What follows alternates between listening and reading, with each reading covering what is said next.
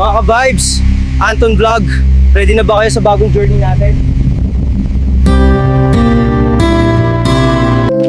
Habang ang iba ay mahimbing pa ang tulog, may mga taong gising na, handang harapin ang panibagong araw.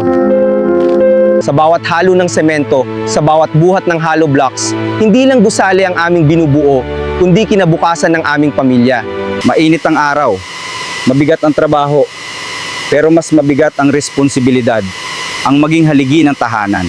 Sa gitna ng pagod, may tawanan. Sa gitna ng hirap, may samahan. Dahil kami ay hindi lang magkakatrabaho, kami ay magkakapatid sa laban ng buhay. Minsan, kami hinuhusgahan.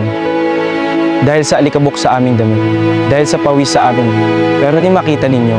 Dahil sa huli, ang bawat pagod ay napapalitan ng ngiti, ang bawat sugat ay napapalitan ng yakap, At ang bawat sakripisyo ay may dahilan. Dahil sa huli, ang bawat pagod ay napapalitan ng ngiti. Ang bawat sugat ay napapalitan ng yakap. At ang bawat sakripisyo ay may dahilan. Ako si Anton Vlog.